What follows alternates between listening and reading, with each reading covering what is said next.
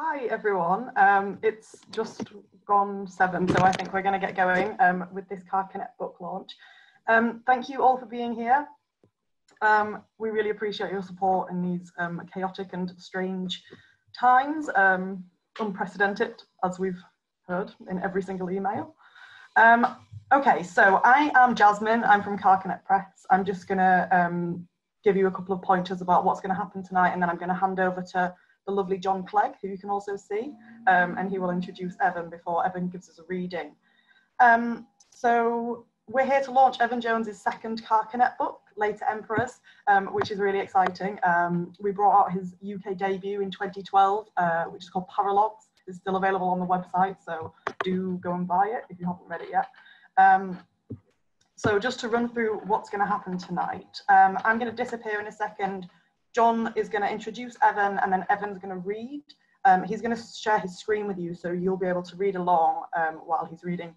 And then John's going to pop back up to have a little chat about Evan with the new work, and then there'll be a Q&A. So I can see that some of you have already found the chat. That's really cool. Please do find the chat. There should be a button at the bottom of your screen.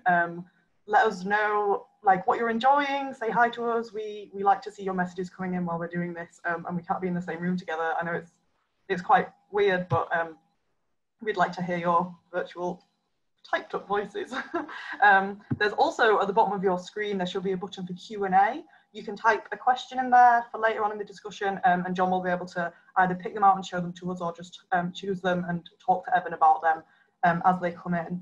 So, to those of you who haven't seen the chat yet, please do find it, and I am going to put in the code for you and the link to buy the book, because obviously we appreciate that you've paid your £2 and you are all entitled to get £2 off the book now. So I'm just putting that in the chat for you now, and I'll put it in again later, and you'll also get an email tomorrow about it. So don't worry if you can't do everything at once, that's totally fine.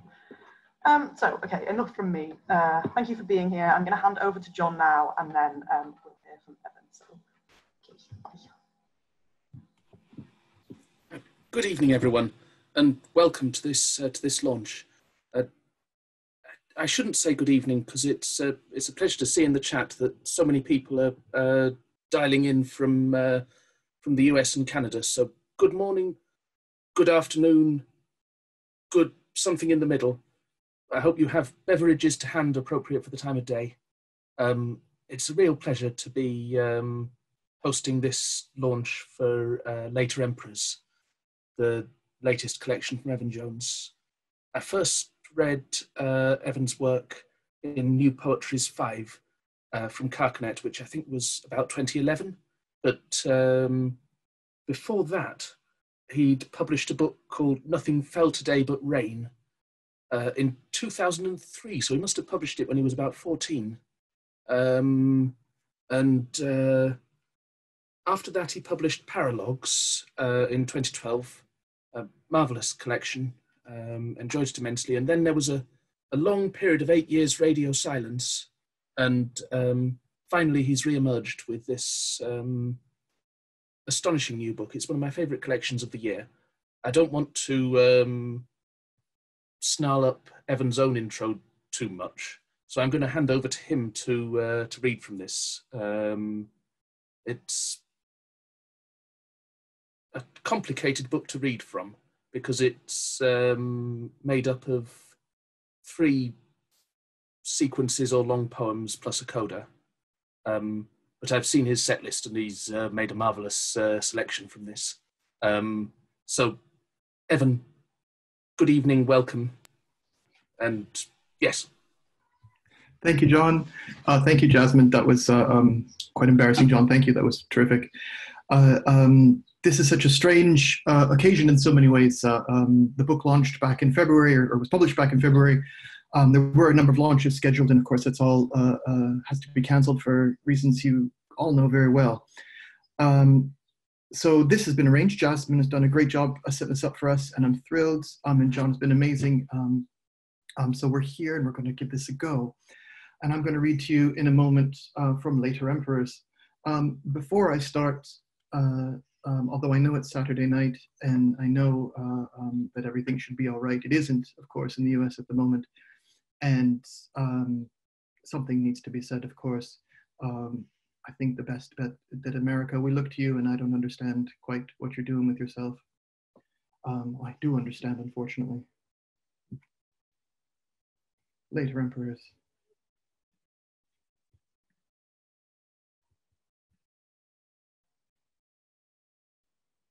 Is that visible? Can everybody see the shared screen? So what I despise more than anything is poets who talk for 20 minutes and then read a 30-second poem. That is the worst thing in the world. I'm going to avoid that as much as I can, but these do need some sort of introduction. So Later Emperors, as John was saying, is 4 poems. It's 4 sorts of, 1 long poem and 3 series, really,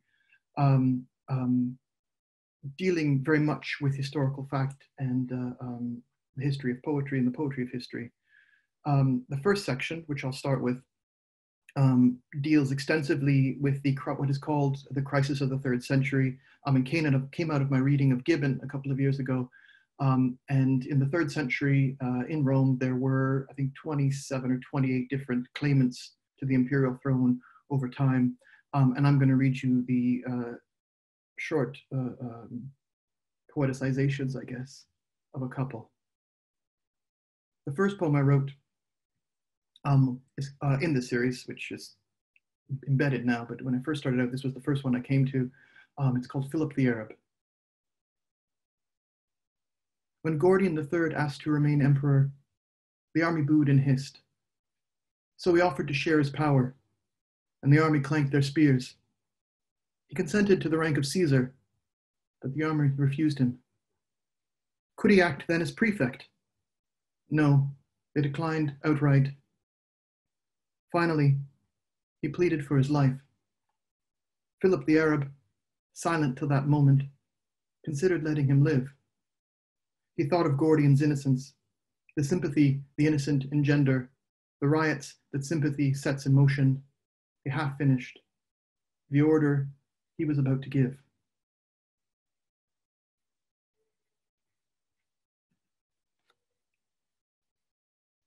These poor emperors, some of them lasted a week or 2 or less. Gallienus. The young girl carries water to the house where the Emperor Gallienus once visited, passing sheep and goats, the pastures and fields of her father. She will be 16 in the spring, and her father has been dead 2 years, and her 3 brothers, and her grandfather. The emperor killed them all, not by his hand, but his orders, enemies who were once friends. The slaves hid her in their chambers, but the emperor gave no order against young girls, so it didn't matter. Her mother died in childbirth. She has no memory of that.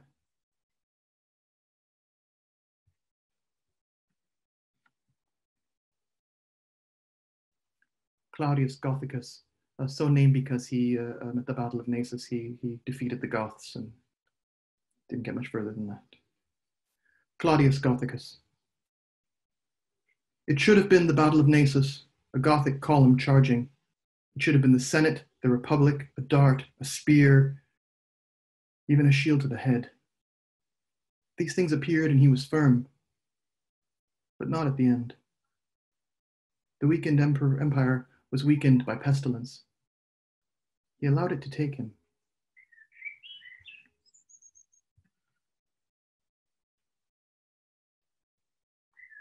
Severina. There are a few women who were empress during this time. We have very little evidence of what the role of Severina would have been, but there are coins with her picture on them after her husband Aurelian had passed. She was empress for a short time. Severina. I imagine the widow of Aurelian reading Ovid and Virgil in bed. She bites an apple, starts a conversation with her daughter, whose future she frets over. Let her remain at this peace. Don't warn her, I say, if you know better, historian, priest, moralist, from somewhere along. Don't unwrite what I've written.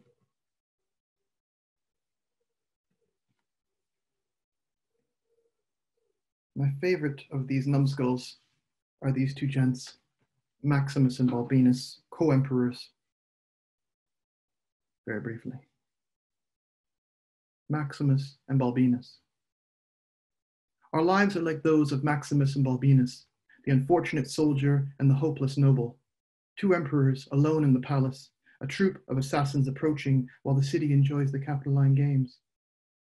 They are trapped more than anything, and their hostility towards each other, unspoken but agreed on. They are unaware their inner battle is not the problem.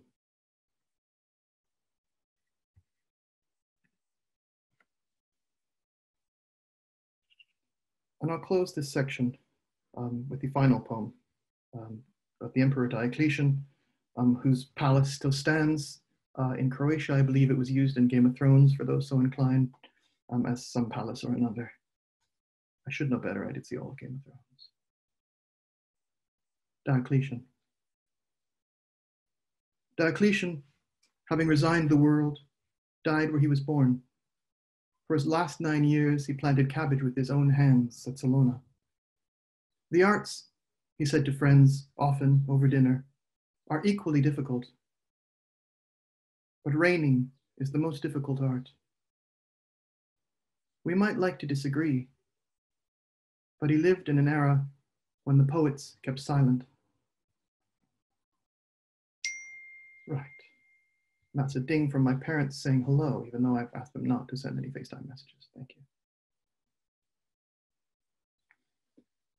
That's section 1 of the book. Section 2 then moves into the life of a statesman, a Byzantine statesman and polymath who went by the name of Michael Psellos. Now, Michael, in the 11th century, was a very important figure, assistant to the emperor, historian, chronographer, and poet, no less. In my last book, Paralogs, I translated a poem that was attributed to him about the deaths of the saints. He is supposed to have died around 1078 or so, leaving his chronographia, sort of history of, I think, 10 Byzantine emperors, incomplete. You'll note I flip between Byzantine and Byzantine, forgive me. Byzantine is still foreign to me, but I'm working on it. So he died before he fully completed his chronographia, his lives of 10 emperors, many of whom he served under. So this particular poem, which is called The Further Adventures of Michael Psellos, no less, tries to imagine what might have happened to him afterwards. Many days yet. As a child, Michael Psellos once fell off his horse, boarded a kite, and somewhere downstream slipped overboard. His parents picked him up. He never had much luck with girls, but the ones he loved him back. Between the hills and the ocean, he made his way to adulthood and into the retinue of emperors. A motion of the hand and a nod of the head brought him forward. He seems to just know things, the emperors thought, pausing at things. One morning, though, Michael woke up exiled and alone, his eyes still in his head. This was a Byzantine worry. It was only the middle of his long, late life and not the end. There are many days yet for him to exist.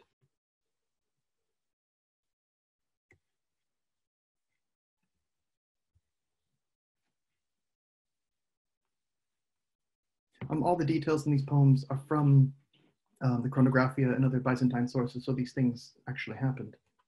They get more gruesome. One of the fountains. A storm at sea, thunder over the palace, the emperor is gone.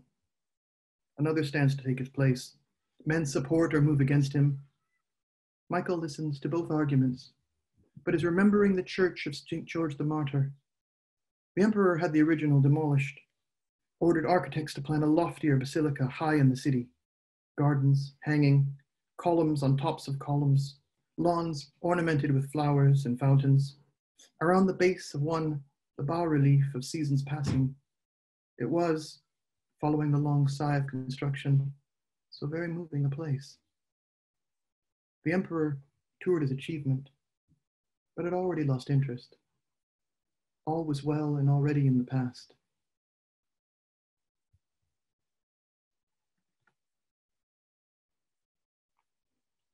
A friend seeing this poem online a few months back said, "Dear God, what kind of mad person would prefer a mushroom to a peach?" Which is probably about right. The infinite is a mushroom. Gradually, the stubborn empress died. She was 20 years older, and the emperor was seized by a brokenheartedness. He went to his advisors, and mourning, he said, tomb, he said, miracle, he said. Some consoled him. When he said infinite, Michael understood the words were as stubborn as the empress. He thought of Anaxagoras. My mourning is in everything, in everything. The tomb is a beehive. The miracle is the royal blood. The infinite is a mushroom preferred to a peach. What we offer in our losses pushes against mortality and can feel something pushing back. The emperor liked this. When his sister died, he barely noticed.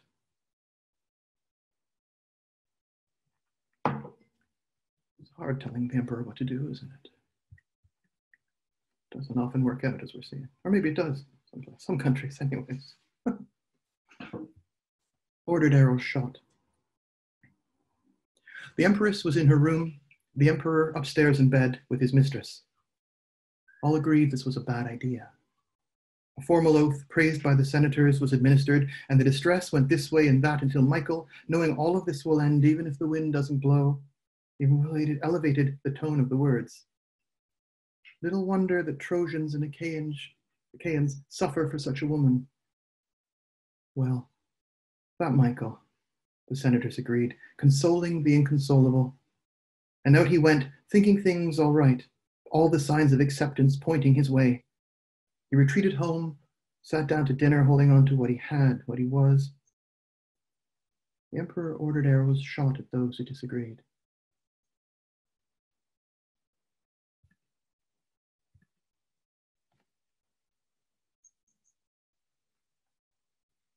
A field of pear trees. Those men, the emperor ordered, and those men. The soldiers led 15,000 towards his grace, knowing, held in the setting sunlight, their swords' sharpness. Take the Bulgar's sight, the emperor ordered. It was impossible, but the soldiers did it. Then the Bulgars could see only red through the smashed windows of their faces. Opposite, there was a field of pear trees where survivors found their way to food the Romans didn't want.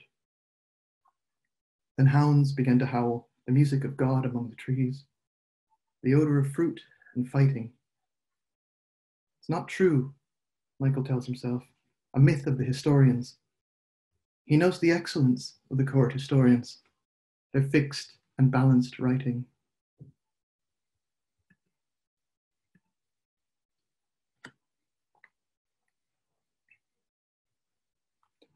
After something else.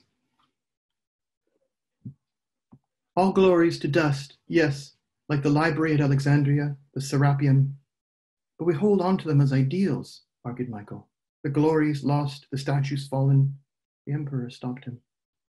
He paced the royal chamber nightly, the empire buried under the bodies of its enemies. Antioch, Manzikert, places that were clues to his ambition hidden on the map. His mind, in this matter, was inflexible. Michael admired this. The helmsman guides the ship, the soldier bears arms, the emperor places trust in God, he continued. All cities to rock and sand. I know this, shouted the emperor. Now tell me how to hold it all. Michael held his finger to his lips. After something else. So that's the 11th century. We move in the third section to the 12th century, to the late life, the journal of the historian Anna Komnene, a major figure, much derided by historians in the years after her life, an important figure in philosophy, in the history of ecclesiastical thinking, as well as various other matters, who wrote a very famous historical text about her father called the Alexiad, her father being the Emperor Alexius Komnenos. She retired late in life to a nunnery where she wouldn't have had many rights, but she had access to books and quite a comfortable life in many senses, and so she wrote. And this is from her journal. On childhood. Yesterday, Underneath a pile of old trembling, I found an assignment from my school days. The topic, what Achilles would say seeing the body of Patroclus. I had tried, looking back, to position myself between them, the sand and their armor, the horses. I can see Achilles' fingers twitch. He is silent. Patroclus is grey. The wind coming in off the sea rustles the tent flaps. I found this years too late. It wasn't well received.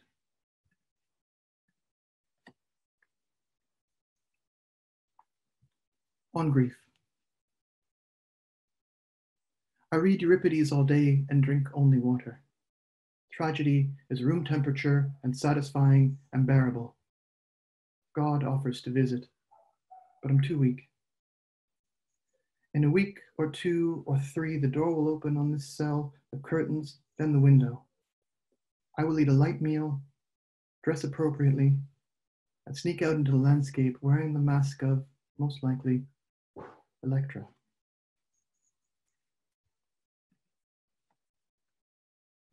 On politics. Of the monody that undoes me as I sing it, I sing it. I practice from 2 o'clock in the morning, not wishing to disturb the birds, but to parallel through the night their regrets. Who's listening? Who's there in the moonlight and night wind to hear this? Moon wind. I don't wish to disturb anyone, but the morning will arrive and it won't hold still. No sleep till then, only singing.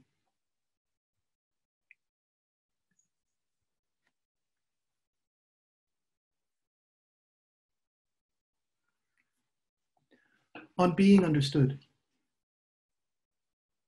But what was my art? I practiced in childhood the measure of the stars, hell-bent as they were on misleading the lot of our lives. Like this. In the sign of Taurus, a bronze statue of the Emperor Constantine fell from its plinth, the wind southwesterly. I knew what to do then as now. Coming back to earth, I raised my hand and lowered it sharply, as if first tearing through a spider's web, then through air.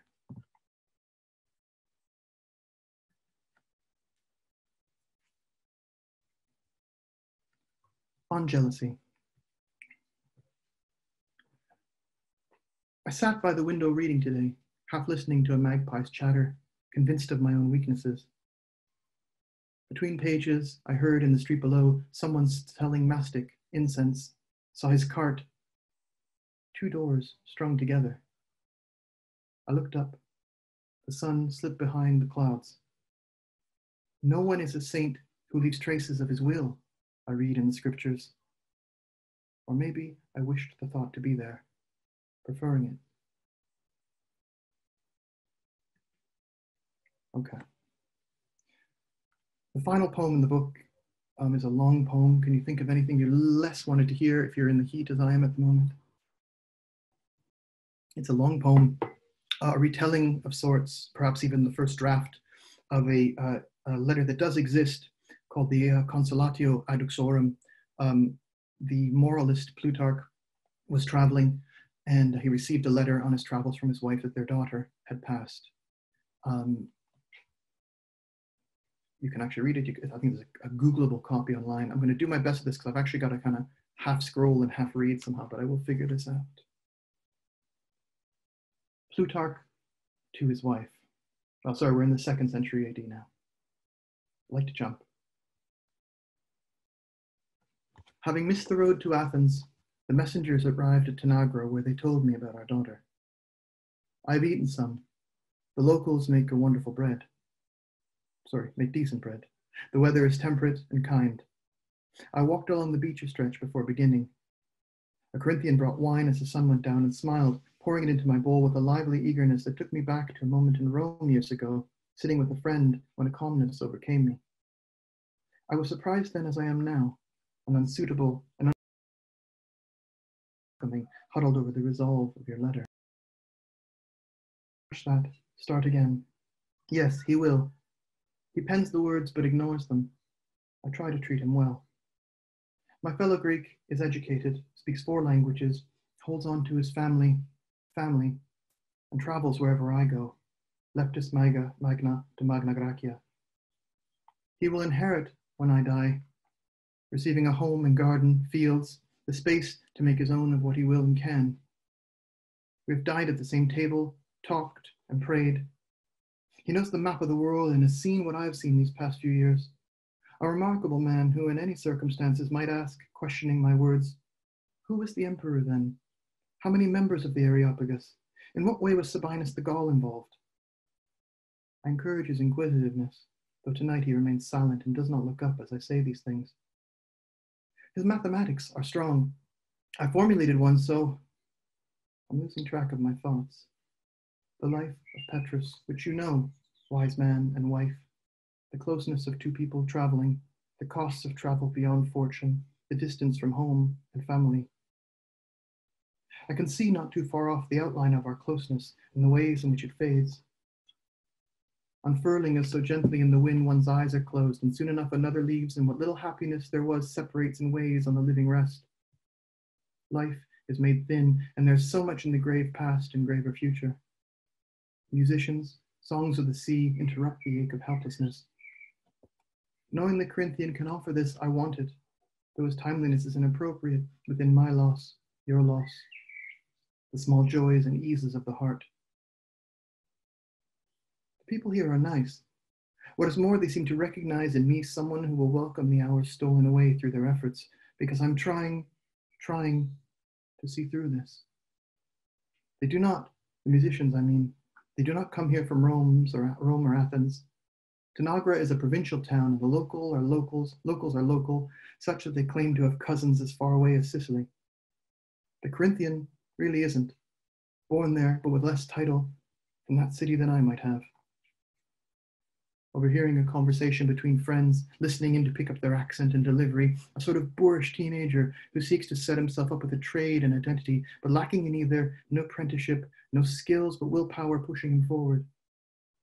I understand the appeal, but not the urgency. Pretending is a formality. Better the voice, I suppose, a reward for accomplishment, and not the accomplishment itself. And from where is the reward?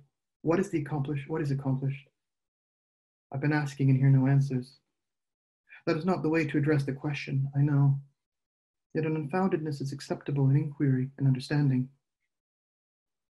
Learning from imperfect teachers, children fill the hollow until they might themselves entertain to read and learn, becoming imperfect in their own right. Then exile or death, one or the other, the former puts off the latter, but the body is laid to rest always. The child, our child in the ground. You and I have seen this many times. Asking whether we might reach perfection is problematic. Only the gods are perfect, and in our seeking their heights we fail universally because every ambition is godliness on earth. Only poets ever achieve this, and they recognize the cost. Euripides, Aeschylus. My knowledge of the habits of men, mediating between the few and fewer, started here, as not everyone is after their lives in this fashion. And that is where I think of Timoxena, the pleasure I took in her presence. This was a mistake, I realize, unreliable child that she was, late for lunch and dinner, dancing, preoccupied, scratches over her legs, studying unfinished, never sleeping, never tired, not always pleasant, to be fair. But my attachment to her a solid, visible thread, as family and home become wound together and unwound. My grief has only its limits, the death of a daughter amounting to the pain already present from fear of such a death.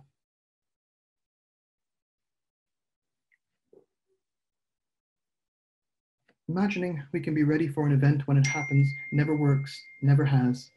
Reality serves to obliterate itself and us alongside. I will hold myself in order for this.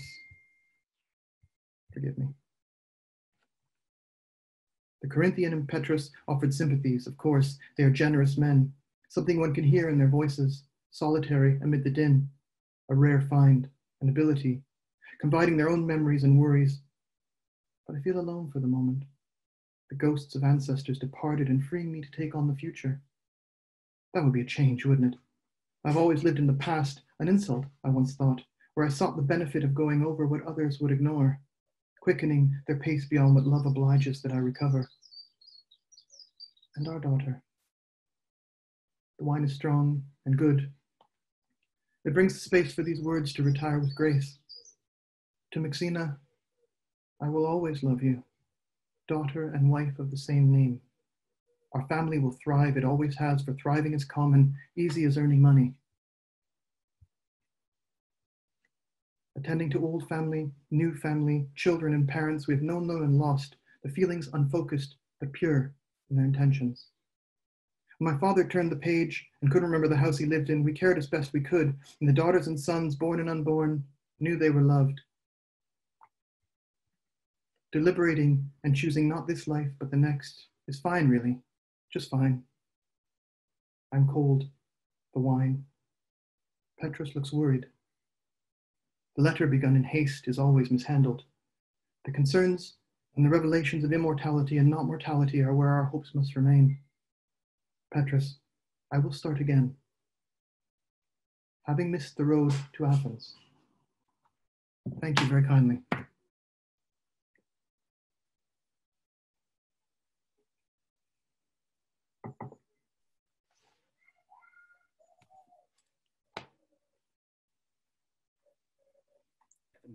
Thank you very much, speaking for everybody. That was amazing. I don't want to say anything just for a second. I want to sort of sit back and think about that last one. I think it is it's such a business.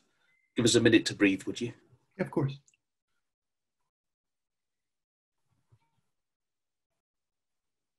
Also, I tell you what, don't look in the chat. Your head won't fit through the door.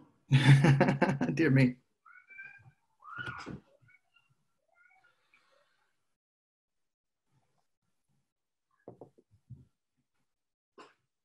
I tried to keep it light. There was no chance. It's not a book you can do light with, I think. I could with Paralogs. This book, I'm not so much.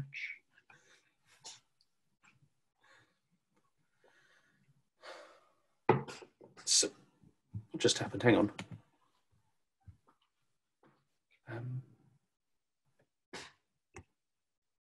So I suppose I'd like to ask you a few questions now, if that suits. I'm going to fill my glass of water, John. Oh, sure. Which I hope won't be as loud as the crisps earlier. They weren't that loud. It was lively. They were like DJ scratches. Well, that's what I was aiming for. So I'm really glad that you read that the poem from the Anna Komnene series, In Politics. That's one of my very favourites in the collection, especially that line early on that describes politics as the monody that undoes me as I sing it. And of course, she was personally involved in the history that she was writing. Still, it seems to me that lots of the stuff's doing work with the idea of detachment in a sort of Kvafian way. I wonder if you want to talk about the balance between detachment and that idea of being undone, of history undoing. By detachment, do you mean sort of objective, I guess? Or... Yeah. I suppose so. I think there's something to that. Standing backness. I think this is exactly right. And I mean, that's kind of what she tries to do in her history as well, to step back and look. She was very heavily criticized for this, of course, through the centuries following on. Gibbon accuses her of being basically of writing like a woman, I think is the best way to put it. And numerous others sort of follow that train of thinking. And it's only really in the last 40, 50 years, I think, that she's being reconsidered and reclaimed. I think there's a lot more in her that is worthwhile than not. But I think that detachment is right. I think if you are too heavily involved in something, it can come up being very emotive and emotional, can't it? Whereas if you can detach yourself and separate and look at it from a distance, you can get a sharper insight usually into the historical moment, as we are all living through historical moments every day, it feels like.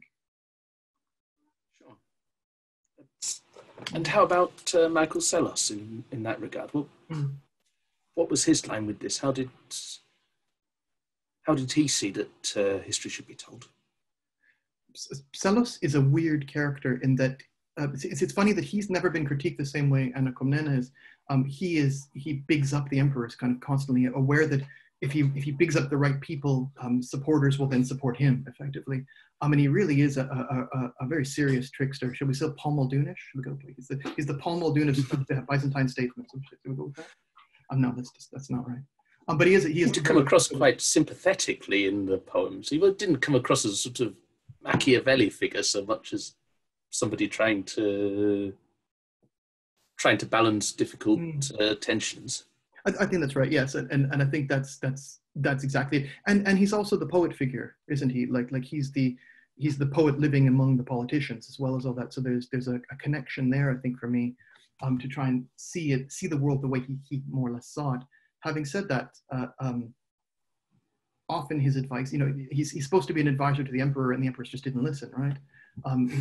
All the sort of praise of him seems to come to sort of the silver tongue that he had. He seems to just know about right. Here's a sort of dull sort of question, but I think a useful one.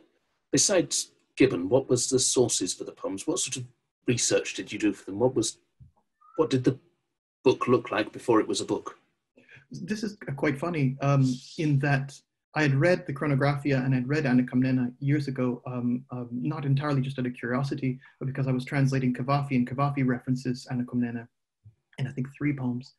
And so that was kind of fascinating to me. So I started to go to some of Cavafy's originary texts, basically.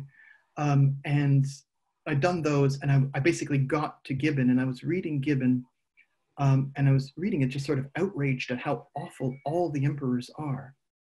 And Gibbon is sort of equal parts kind of, he has weird praise for some of the emperors and less praise for others. The trick to Gibbon, someone said to me, is in the footnotes.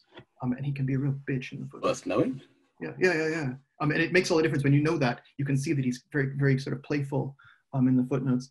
So I was reading Gibbon, and I started to realize that it was basically, and then this emperor did this, and then this emperor did, and it was a sort of stream of these monstrous men doing hideous, unheroic things.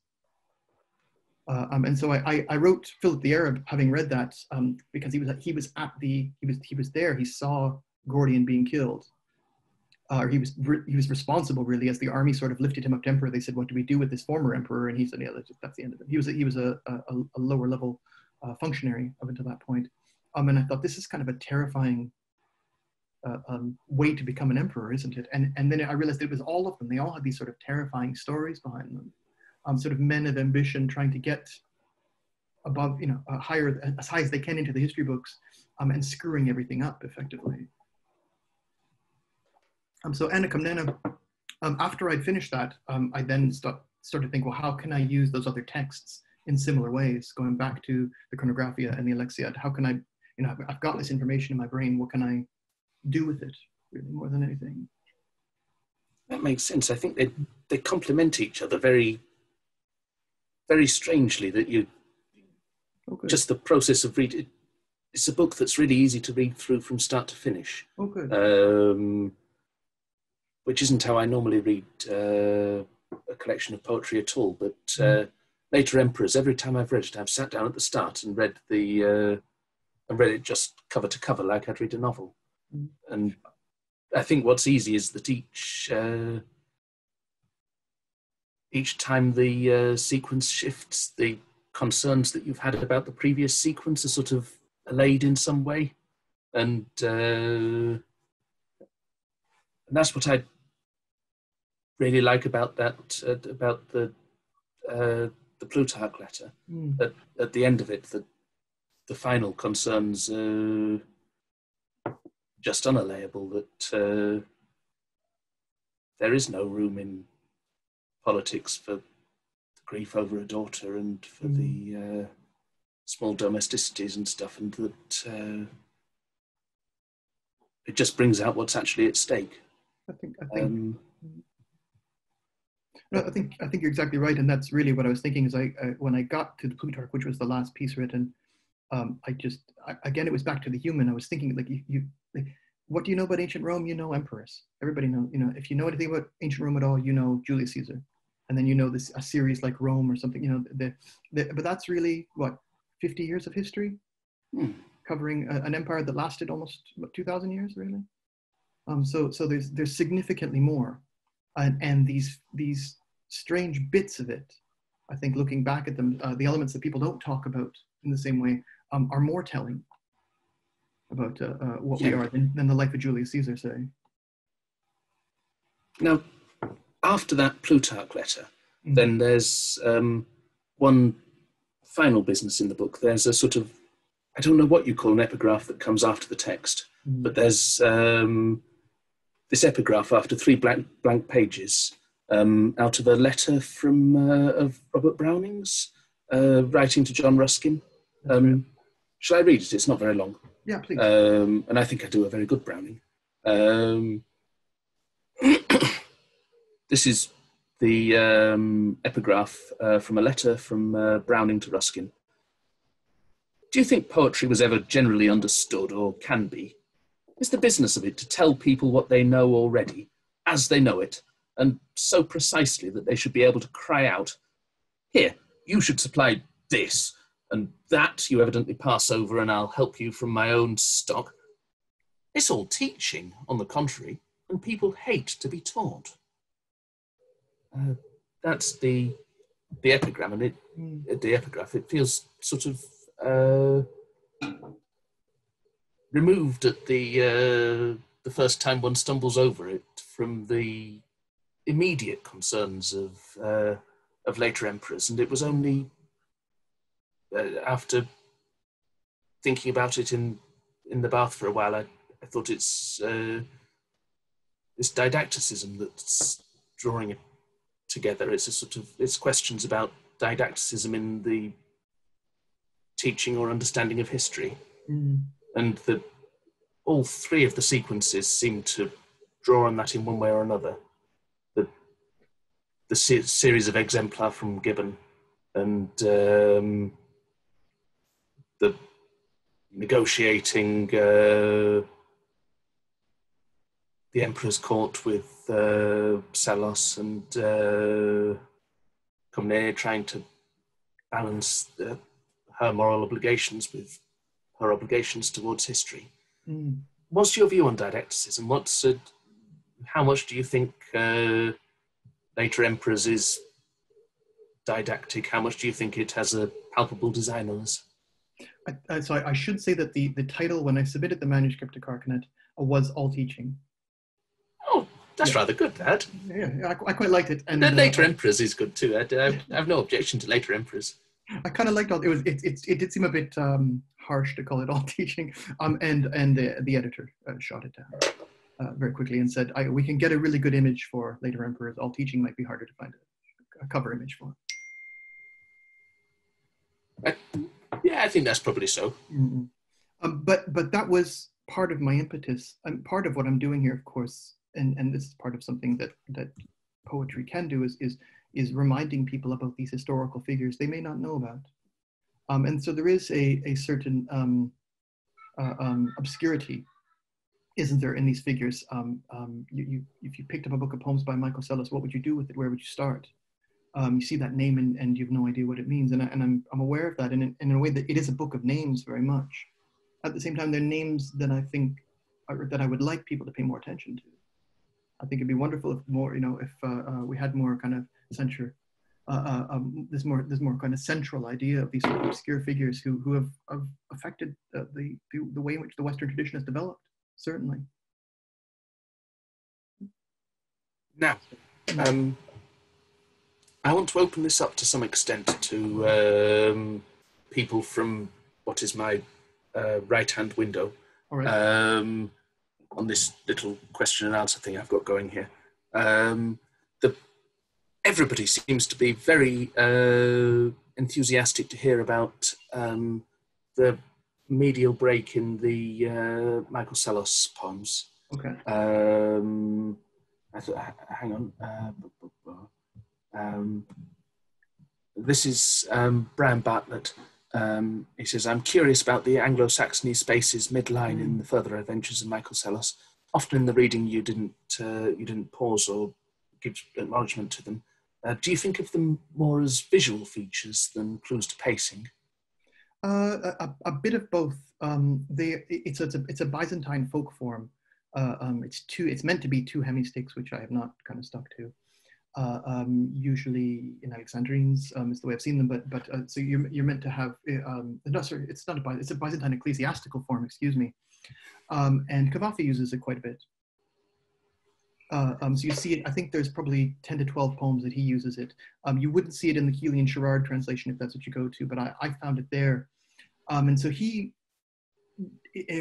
Seferis calls it a kind of tango rhythm, where you get this kind of almost a back and forth, and that's kind of what I was aiming for. So the spaces are, yes, visual, but I hope that there's a weighting between them. Thank you very. I think I can see that. It's, now, hang on. Sorry, I've somehow minimized it. Everybody amuse yourselves. Nyla Matuk asks, it's another craft question. Okay. Did you make the decisions around the way that at what stage did you make the decision that the collection would be 4 long poems? Was it sort of 4 separate ideas? I think that's exactly right. Yes, 4 separate ideas. I think I did 6 later. I think that's exactly right. Yes, 4 separate ideas. I think I did writing a lot of poems in paralogs, many of which I hope will never see the light of day. And then I sat down in a flurry and wrote 6 of the later emperors, sat on those for about 6 months. And then following on from that, wrote the other, I think there's 26 in total, so the other 20, maybe 23, I don't remember. Which was the first of the later emperors? Which Philip the Arab was the first one. Oh, jolly good. Yeah. And so I came out of that sort of going, well, now I've got this sort of, it's a series, but it's also sort of a complete statement. And at one point I thought, oh, I'll do a whole book. There's so many of these sort of loser emperors who lasted a couple of days, and I keep finding more. It's the weird, like I feel incomplete because I've found at least 2 more since the book came out. There's a guy called Domitianus who only lasted about 2 weeks. And Domitianus. Yeah. Poor man. Vivek Narayan asks in the chat, would you say Gibbon is still the best read for a go-to comprehensive literary read on ancient Rome? Literary, but not historical, I think is the secret. He's such a great stylist. I mean, I think some of that probably came through in the way my language has changed. He's a phenomenal stylist, Gibbon, and I could just sit and read him, and I never felt like, and I still haven't finished, by the way. I've got another, there's 6 volumes, I think. So I've got, 3.5 sitting somewhere. But I mean, I could just sit and read Gibbon, like it's lovely. But it is storytelling. He doesn't question his sources. He doesn't, he's historically accurate in that as long as he thinks his sources are accurate, he's accurate. But he's off in a number of key places. And he's really hard on some interesting people. He's really hard on the Emperor Hadrian, for instance. And I often wonder if Margaret Yourcenar was reading Gibbon and then visualizing Hadrian as a more sympathetic figure, having seen how Gibbon villainizes him. A question from Jonathan Timbers. What influence did John Ash have on your work? That's interesting to me because, of course, John Ash was a Byzantine historian as well as many other things. I met him just before Christmas in Manchester. It must have been before. September, October. Michael Schmidt and I were having lunch. And John Ash wandered in, which was kind of amazing. And we just said a hello to each other. I've written on John Ash. I quite like John Ash's poetry. Not as much because I think John Ash is informed by Cavafy in a major way, and I'm very informed by Cavafy, so I think we come out of something in a similar manner. I love his Byzantine, see again, Byzantine, what's the difference? Sorry, did I do the wrong one? No, I do the wrong one I mix them up constantly. North American is Byzantine, which is where. Oh. But yeah, I think the world of John Ash. I don't know if he's an influence so much, but certainly I love what is it? The Byzantine Journey. I think it's a beautiful book. Yeah. That's. So give me just a second.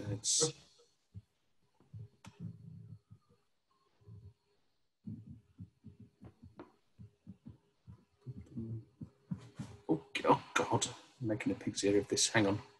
The Judith Heron is a very good book, and her follow-up kind of critical book is very good, where she discusses why we should look to Byzantium. Is quite a remarkable thing. I think I can't remember this little yellow book I've got on my bookshelf somewhere. I say I have the disadvantage of not having bookshelves right behind me.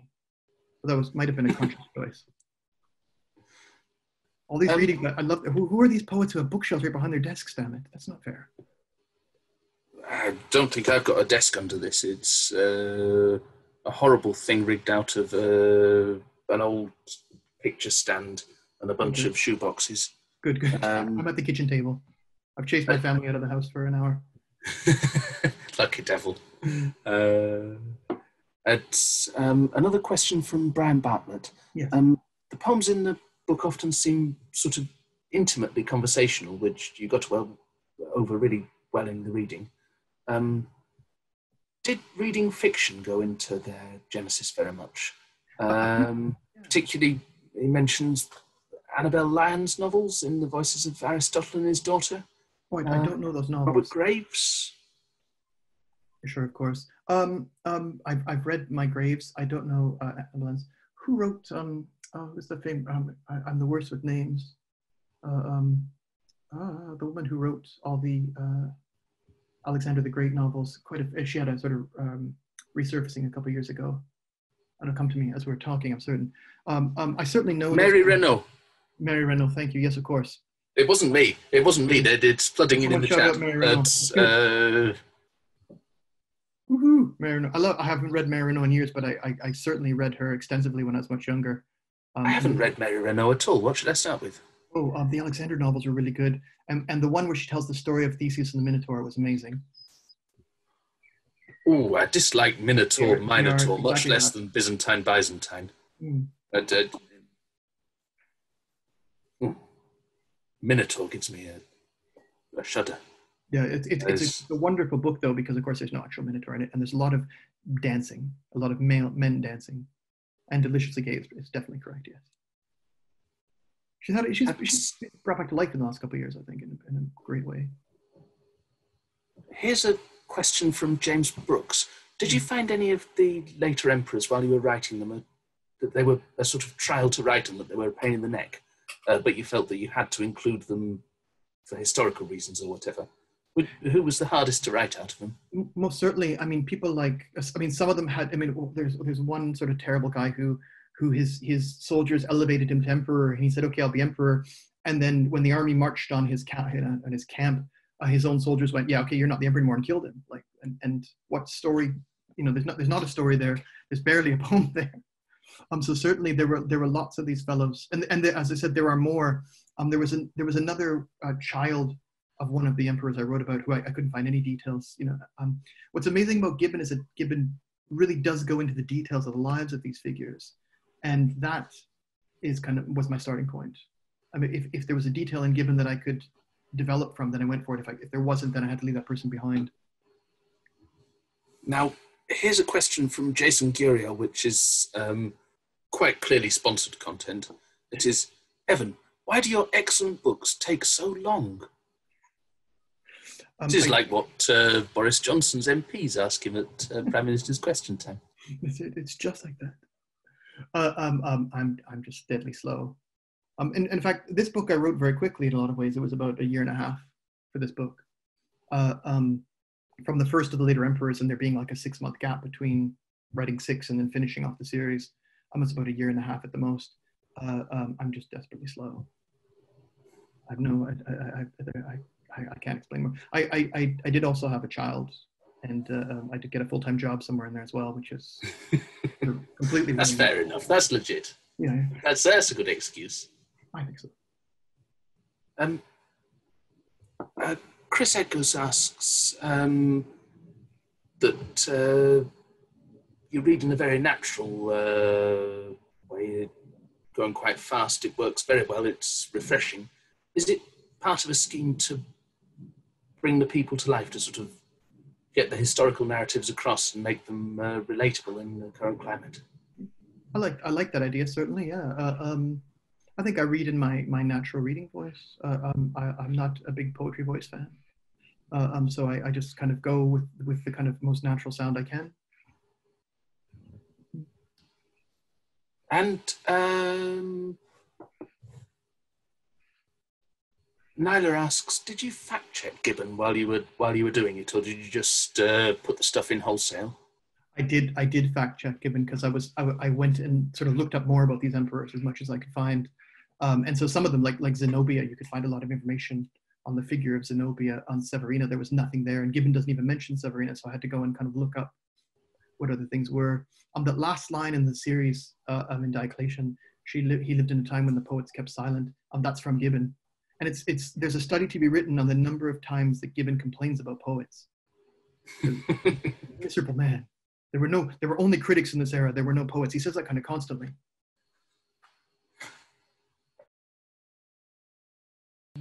One sort of last question for you, which is a very primed question because I know at least half the answer to this. It's a sort of two-half question. Can you tell us a little bit about what you're writing at the moment?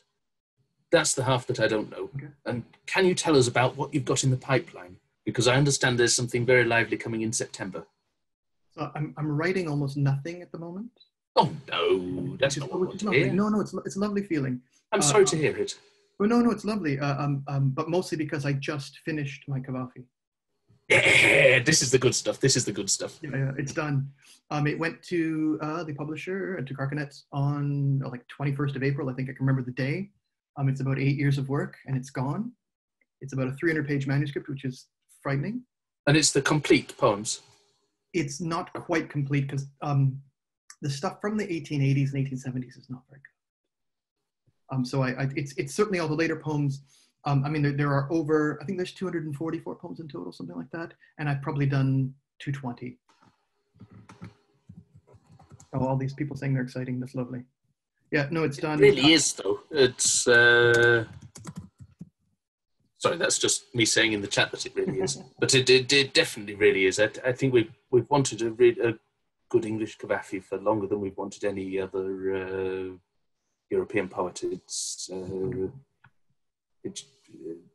translations of yours I've read of Cavafy have been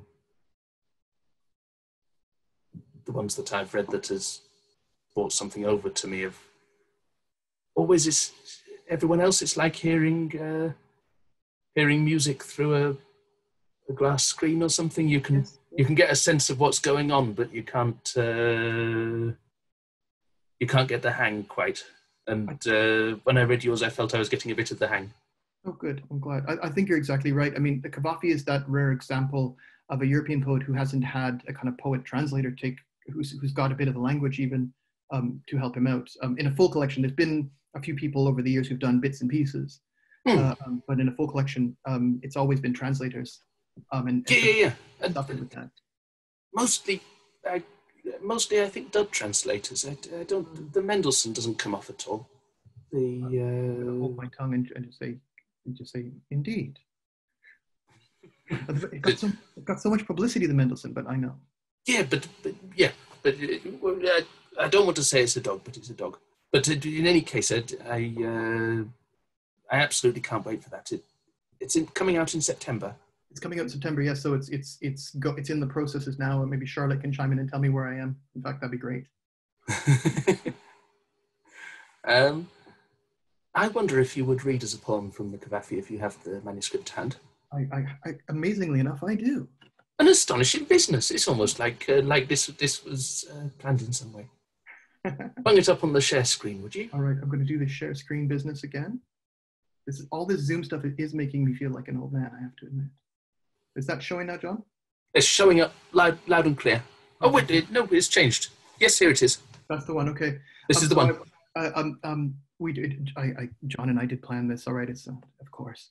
I was talking to the Canadian poet, Stephen Heighton, Canadian poet and novelist Stephen Heighton a week or so ago, and I'd sent him some of my Cavafy to have a look at, and he said he'd just been reading Alexandrian Kings, probably in the Keelan Sherrod translation, or maybe he read it in the original because he does read Greek. This is my translation of a poem by Cavafy that I think is a sort of fitting way to end tonight. Alexandrian Kings. The Alexandrians gathered to admire the children of Cleopatra, Caesarion, his younger siblings, Alexandros and Ptolemaeus, displayed for the first time in the gymnasium. there to assert their royal heritage, guarded by a parade of soldiers. Alexandros was declared king of Armenia, Media, and Parthia. Ptolemaeus was declared king of Cilicia, Syria, and Phoenicia. Khazarian stood at the front, outfitted in pink silks, a bouquet of hyacinths against his chest, his belt a double row of sapphires and amethysts, his shoes tied with white. Oops, I've lost half the poem here. Forgive me. It's not letting me scroll up and down, sorry. There it is. His shoes tied with white ribbons embroidered with pink pearls. He was declared greater than his younger brothers. He was declared king of kings. The Alexandrians understood that these words were theatrical.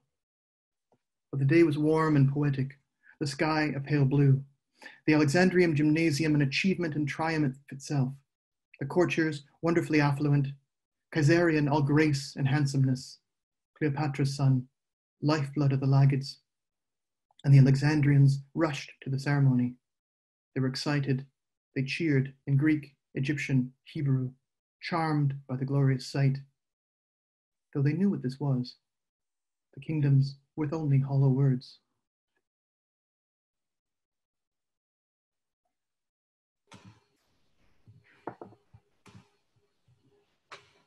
Thank you very, very much. That was really marvellous. It's such a treat to have been watching and been with you while you were reading and while you were launching this this marvellous book. I can't commend the book in its entirety highly enough to everybody on this business. It's an astonishing piece of kit. I recommend that you avail yourself of this discount code and snap it up straight away or so. It's really, you want to have it in your hand. And thank you very much, everyone. Good evening to the UK. Good morning to one stretch of Canada. Good afternoon to the other stretch of Canada and America. And people elsewhere, good evening, good morning, or good night, according to taste. Thank you, thank you very much. Very kind of you. I just want to follow up on what John said. Thank you guys all for being here so much. I'm putting the discount code as a link in the chat for you. Well done, Evan, and well done, John. You both did such a good job of the text, so that was like really good. The poems were smooth. It was so good to hear you read from this book, Evan, and it's really cool to see how excited everyone is about the Cavafi, so we're all very much looking forward to that. I also don't know when it is in the schedule, so sorry, maybe Charlotte can also tell us, but keep your eyes peeled for news on the Cavafi because that is coming soon. And yeah, thank you all for coming. You'll get an email tomorrow with the link to buy the book with your discount, and on June the 12th, we're going to be launching Adam Crother's new collection, so that'll be really good. So please join us. There's not any information up yet, but I'll be putting that up on Monday, so keep your eyes peeled for our next online book launch. But thank you all ever so much, and well done, and congratulations, Evan. Thank you very much. Thank you, John, so much. Thank you, Jazz. What a lovely thing to be together with all these people today. Here we go. Thank you very much. Yeah. And thank you. Cheerio.